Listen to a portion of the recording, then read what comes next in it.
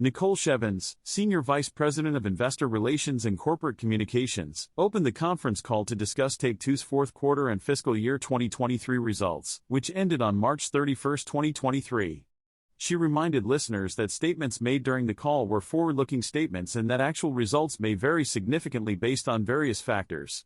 She then introduced the call leader, Strauss Zelnick, Take-Two's chairman and CEO, Karl Slatoff, the president, and Lainie Goldstein, the CFO. A Q&A session was offered for questions after their prepared remarks. Non-GAAP financial measures were reconciled to GAAP in the press release, and a slide deck was posted on the website, T2 Games. Now speaking, Strauss Zelnick, Chairman and Chief Executive Officer. In fiscal 2023, Take-Two delivered strong fourth quarter results, including net bookings of $1.4 billion, which were above the high end of expectations. For fiscal 2024, the initial expectation is to deliver full-year net bookings in the range of $5.45–5.55 billion. Fiscal 2025 is highly anticipated, with the company expecting to launch several groundbreaking titles and achieve over $8 billion in net bookings and over $1 billion in adjusted unrestricted operating cash flow. For fiscal 2023, the company delivered net bookings of $5.3 billion, achieved cost synergies from the Zynga merger, and maintained a focus on efficiency. Highlights included GTA V selling more than 180 million units worldwide, Red Dead Redemption 2 selling 53 million units, NBA 2K23 selling 11 million units, and new titles from Private Division and Intercept Games. Now speaking, Karl Slatoff, President. Take-Two has achieved another successful year with the integration of Zynga. The release pipeline includes 52 titles until 2026, 16 of which are planned for fiscal 2024. These include 3 immersive core offerings, NBA 2K24 and WWE 2K24, 2 mid-core arcade titles, LEGO 2K Drive, 4 new iterations of previously released titles, 3 independent titles, After Us, and 6 mobile titles, Star Wars Hunters. For fiscal 2025 and 2026, they expect to deliver 36 titles including 14 immersive core releases, 2 mid-core games, 4 new iterations of previously released titles, 4 independent titles, 12 mobile games plus post-launch content for nearly all titles. This plan is expected to generate a record level of $8 billion in net bookings and $1 billion in adjusted unrestricted operating cash flow in fiscal 2025, with further growth in fiscal 2026.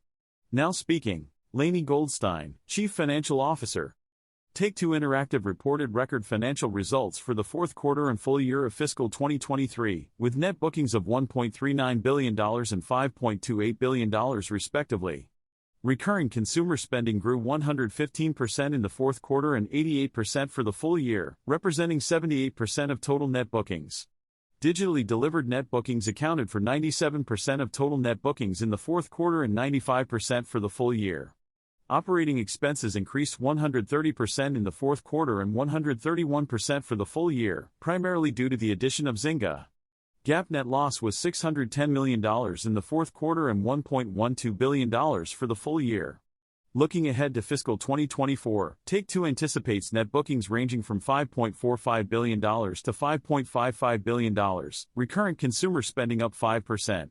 GAAP net revenue ranging from $5.37 billion to $5.47 billion, cost of revenue ranging from $2.51 billion to $2.54 billion, operating expenses ranging from $3.39 billion to $3.41 billion, and a GAAP net loss ranging from $477 million to $518 million.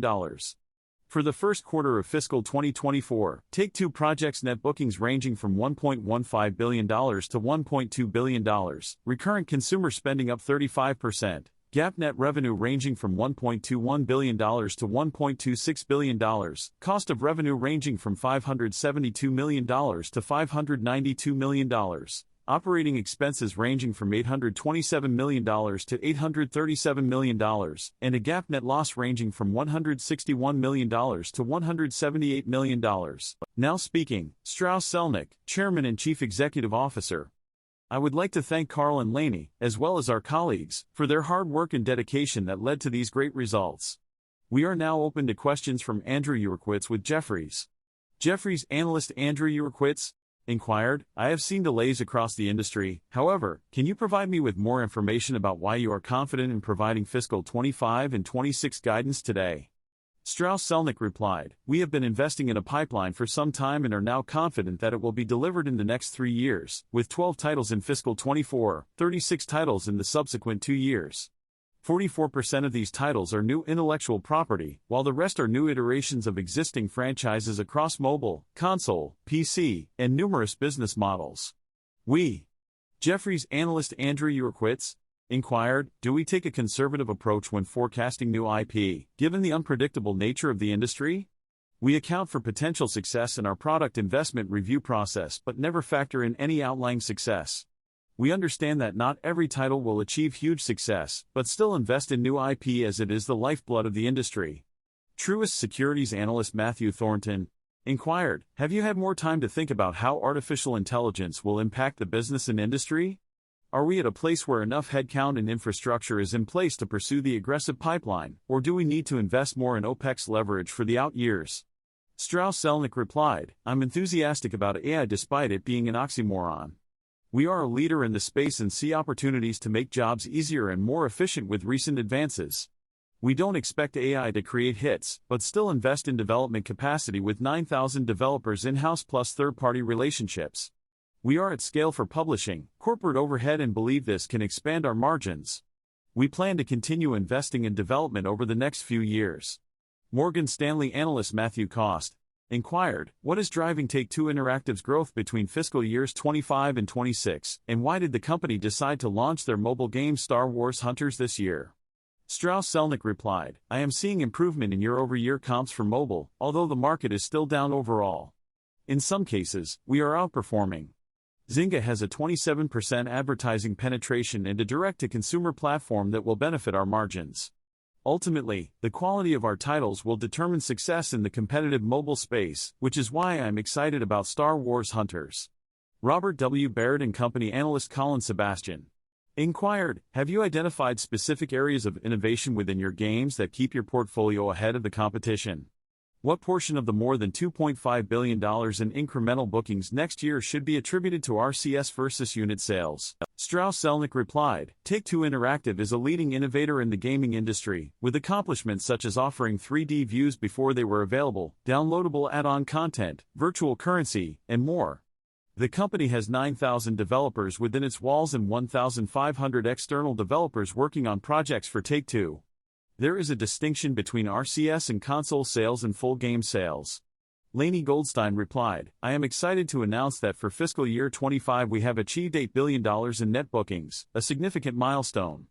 Though details are yet to be disclosed, this accomplishment is highly anticipated and will surely be celebrated." Cohen and Company analyst Doug Creutz inquired, "Can you provide an update on your adjusted operating cash flow margins? From fiscal 18 to 21, they were in the low mid-20% range, but have since dropped below that. Your fiscal 25 guide is $1 billion in OCF against $8 billion in bookings, which is 12.5%. Do you expect to still be investing heavily against future opportunities in fiscal?" Lainey Goldstein replied, "I am continuing to invest in the pipeline and anticipate interest payments and tax payments in the years ahead. The balance sheet will be affected by the titles that I have been building up, resulting in changes to OCF." MoffettNathanson analyst Clay Griffin inquired, "Has the overall level of marketing efficiency against bookings changed since the prior generation, with a larger number of titles and higher levels of marketing support?" Carl Slatoff, president, noted that the makeup of the spending and timing has changed, with more social spending, targeted performance marketing and spread-out budgets due to the ability to monetize for longer periods of time. However, the scale of what is spent remains consistent. MoffettNathanson analyst Clay Griffin inquired, "Have I understood correctly that there was a one-time cash tax issue in Q4 that I should consider when thinking about cash taxes going forward? Can you provide more details on the issue and what I should expect in the future?" Lainey Goldstein replied, "I experienced a one-time taxing event, however this was simply a timing issue and won't repeat. Our tax payments will remain consistent every year going forward, with our tax balances calculated annually." MoffettNathanson analyst Clay Griffin inquired, "Have our conversation rates stayed the same since we began speaking?" Lainey Goldstein replied, "I estimate our management rate to be 18% annually." Bank of America Merrill Lynch analyst Omar Dessouky inquired, "Can you tell me if your implied operating income guidance for mobile versus PC console is up or down compared to calendar 22? Bank of America Merrill Lynch analyst Omar Dessouky inquired, are you expecting Zynga and Take-Two Mobile's profitability to be up or down in 2023 compared to 2022, considering potential revenue synergies, cost of advertising, and cost synergies? Lainey Goldstein replied, I saw an increase in Zynga's mobile business year-over-year for the 12 months of comparison. Bank of America Merrill Lynch analyst Omar Dessouky inquired, can Take-Two commit to a revenue synergy cadence of $500 million for fiscal years 24, 25, and 26? Additionally, can they confirm that they are looking to introduce mobile games from popular intellectual properties into the mid-core arena in the near future?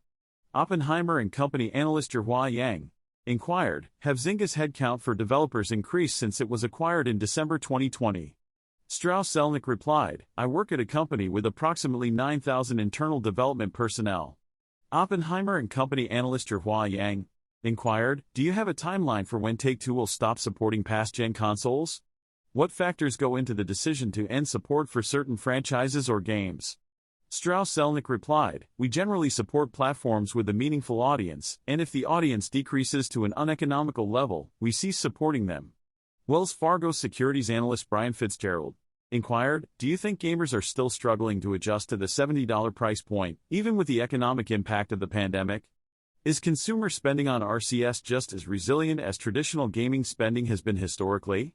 Strauss Zelnick replied, we believe that spending in the live services environment is more affected by macroeconomic conditions than other titles, such as those requiring payment to continue playing. Despite this, we have seen no pushback on frontline prices, although consumers are more likely to seek out blockbusters or value titles. We expect the industry to be in a better place post-pandemic than pre-pandemic, but worse than during the pandemic when people were sheltering at home. Nevertheless, the digital entertainment and e-commerce industries remain a growth business with tailwinds expected to last for the next 20-plus years. The benchmark company analyst Mike Hickey inquired, did the $8 billion in revenue exceed consensus view, and what impact could extended timelines on development have on profitability in 2025? Additionally, what challenges might AI present in terms of more competitors entering the mobile market? Strauss Zelnick replied, we expect fiscal 25, 26 and beyond to be highly profitable years with growth in margins. AI will make elements of any coding process easier for everyone but will not allow people to push a button to make a hit. AI allows natural language queries to get natural language results, but this should not be confused with intelligence and creativity. BMO Capital Markets analyst Garrick Johnson inquired, what percentage of downloads do I expect to achieve through MPX for mobile games direct to consumer? What kind of margin lift do I anticipate on a game-by-game and consolidated basis? Carl Sladoff replied, I am not disclosing our exact target, but I believe there is a significant opportunity for us with more than 0 and less than 100% growth potential. We do not think direct-to-consumer is always the best route, but there is still much potential for growth from our current position. BMO Capital Markets analyst Garrick Johnson inquired, have Carl Sladoff, president, provided the margins list? Deutsche Bank analyst Benjamin Zoff inquired, have I correctly characterized LEGO Drive as a AAA title at its $70 price point with a full year of seasonal updates? What is the difference between immersive and mid-core game experiences in your mind? Are you expecting both top-line and bottom-line growth in fiscal 26? Carl Sladoff replied, LEGO Drive is an open-world driving game with a $70 price point. We have debated internally whether it classifies as a mid-core or immersive title, and we concluded that mid-core/arcade best fits the look and feel of the game. It does not necessarily indicate our expectations about commercial success, since a commercially successful title can be either mid-core or casual. Lainey Goldstein replied, I expect net bookings and operational results for fiscal 26 to be higher than those of fiscal 25, implying growth for both. Credit Suisse analyst Stephen Ju inquired, have you seen a shift in industry spending towards AAA and value games due to the financial crisis, and how are you adjusting at the studio and private division levels? Strauss Zelnick replied, private division's approach is to bring in 10 developers and create the highest quality titles on an economical level. This strategy has been successful, with virtually all titles released being successful. The goal is to make sure the consumer returns, making this a growth business as long as high-quality titles are released. Truist Securities analyst Matthew Thornton inquired, have you considered partnering or white-labeling streaming services to go direct-to-consumer in a couple of years, given your experience with Rockstar and the scale you anticipate? Strauss Zelnick replied, our strategy has always been to have the widest possible distribution across digital and streaming platforms. We were one of the first to license Stadia, though it didn't work out, and we are open to having our own platform. We want to make sure our consumers have access to us and our teams around the world continue to do their best work. Lastly, our shareholders have shown great support and confidence in us.